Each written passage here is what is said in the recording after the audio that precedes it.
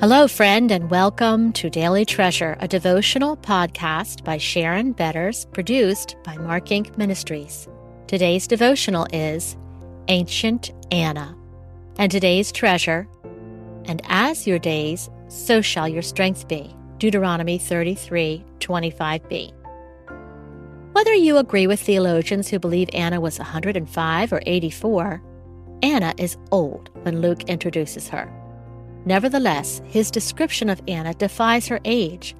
By that I don't mean we would tell Anna she looks good for her age. Rather, I imagine that any physical evidence of Anna's age disappeared when people experienced her soul's beauty in the first few minutes with her. Perhaps the reason Luke tells readers that Anna's tribe is Asher is because they might find it hard to believe a woman of her age was so active. In Deuteronomy 33:25, Moses declares that God will equip the tribe of Asher with energy and stamina to fulfill their calling. Your strength will equal your days. When weary days pile up, I'm wishing I belonged to the tribe of Asher and that strength. Though Luke leaves out a lot of personal details, we can conclude that Anna dreamed the same dreams as other Jewish girls. She expected to marry and raise a family in a close-knit ethnic community. Instead, 7 years after marriage, that dream shattered. Her husband died, leaving her a young widow. What does Anna do when life falls apart? We don't know if Anna had any children, so we also do not know if she made the temple her home immediately after his death or after she raised her children. What we do know is that Anna turned to the Lord for comfort and direction.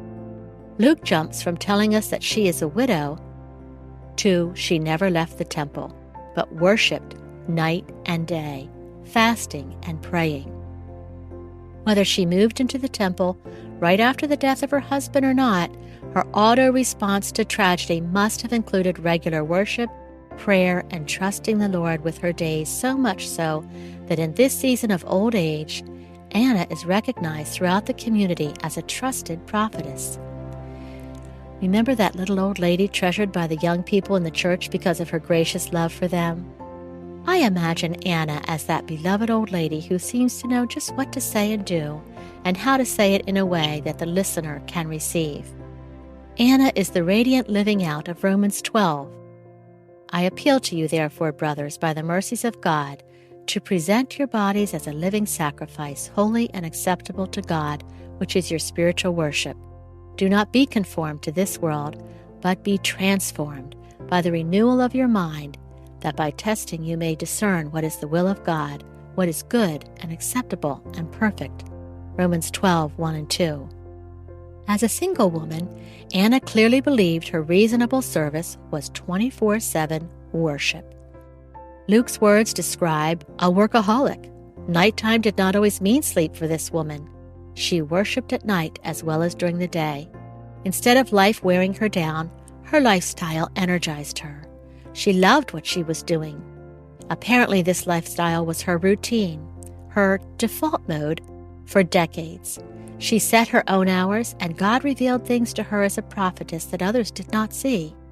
She listened to him and acted accordingly. Anna was a prayer warrior, fulfilling more than one task of a prophetess. As a prophetess, Anna would know the scriptures. Perhaps she regularly fasted because she saw the power of fasting in the life of Esther, and when Daniel and his friends refused to eat the unclean food under the rule of King Nebuchadnezzar.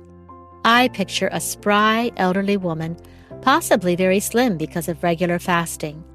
Her response to the death of her husband inspires me to choose trust in my Father when life turns upside down. Anna chose life when life turned upside down. Instead of seeing her singleness and widowhood as a curse, she recognized God's call to worship in the hard places. She discovered joy in offering her life as a reasonable service in response to God's presence and grace. Giving over her body as a living sacrifice renewed her spirit.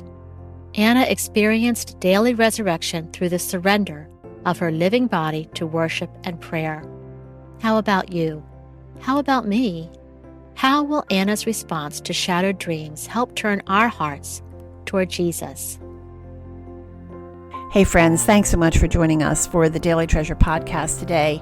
We are so encouraged by the notes that we receive from you that tell us how God is using this devotional to help you walk by faith.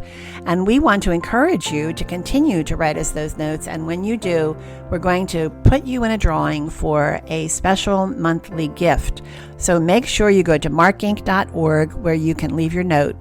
And it seems fitting that the scripture that I want to leave with you, that extra treasure for today, is from Galatians 6:10, where we read, "Therefore, as we have opportunity, let us do good to all people, especially to those who belong to the family of believers." And so I'm just going to piggyback on that and ask you to please let us know how God is using the Daily Treasure devotional to encourage you, to equip you, to encourage others, and to help turn your heart toward Jesus.